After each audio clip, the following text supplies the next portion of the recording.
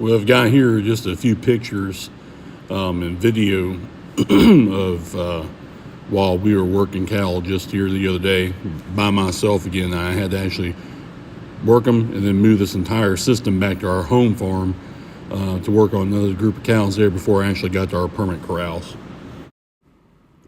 So what you're seeing here is the viewpoint from a cow calf coming into the healer, coming through the bud box, through the alleyway.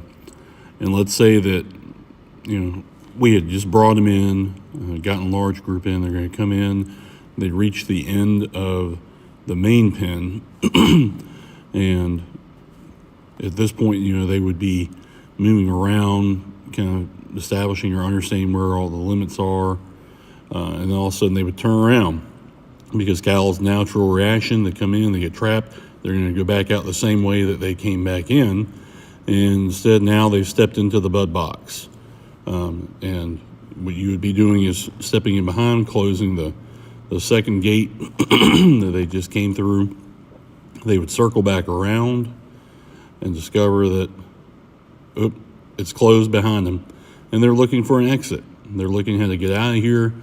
And so by using cattle behavior, cattle science, it's allowing you to better handle those cattle.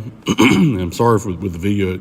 I'm having to move around and close gates and shift things and stuff like that, so I have to have the drone kind of hover for a little bit while I do that, since I didn't have any help to do so. So then you see the cattle moving in, and they find the alleyway, which is our controlled exit point. They move up through it, and you see it's got the double alleyway, so that in theory someone could be working in the other alley, coming out through the head gate, and there you are. And at that point, they would have been caught. Just like that cow. Hold on, son. So people ask me why we chose to switch to Arrowquip. We've used a rawhide for years. We have owned a preferred Squeeze Chute for I don't know how many years now. So we made the decision to change to Arrowquip for two very important reasons. And they're there, right there. Because they're the 8th generation to work our farm. And to us, nothing is more important than safety. A lot of times, like most smaller cow-calf producers, we work alone. Evenings, weekends, and stuff like that. You don't have a full crew to be able to work an entire group of cows, and this is just a few I managed to get up today. But in our case, we also have to depend on some rental property. And so piece of equipment like the healer are invaluable for that, because obviously you can't have corrals at every location. Now, talking about the mile 74 shears that we switched to, some of the things that I love about this are they're right up front. One, the head gate. You don't have to worry about the saloon style where you can have animals getting trapped, hip locked, and other things like that. I can work all this by myself in one spot, just about. Opening up tailgate, closing tailgate. No, you're not coming through yet. Working the head gate from the back. Using animal science and animal behavior to influence these animals to move the way we want them to. The side access doors, if we're going to be having to put on dewormer. Your rump fingers here, and we have used a rump bar here some in the past. Your side access that you've got here, in case we happen to have some first-time heifers that have a problem allowing the calves to nurse. Having our side access here for our neck. Okay, we can also check feet if we happen to have issues or anything like that. It's easy to squeeze them down. Okay, there's no fingers to catch on. There's no, nothing like that. And this head holder, this head holder is a lifesaver, literally.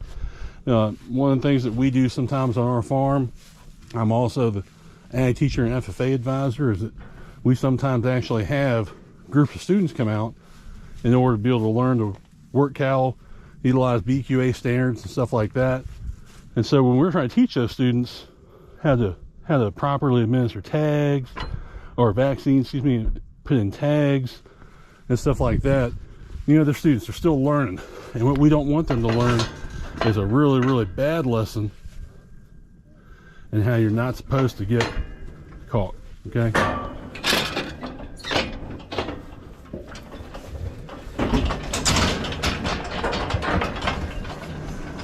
Staying in one spot still.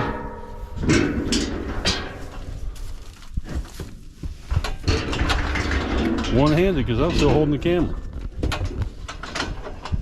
I'm not there to influence her to back up. I can really quickly catch her. And bam. That is how easy that is.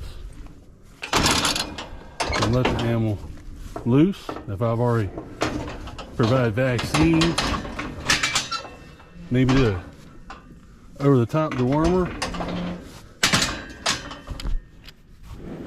While I got him in the chute, checking feet, no problems.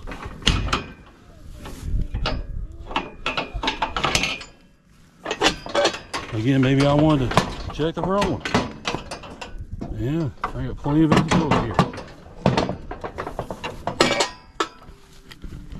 All right. All I gotta do then, bam. And I'm on to the next one.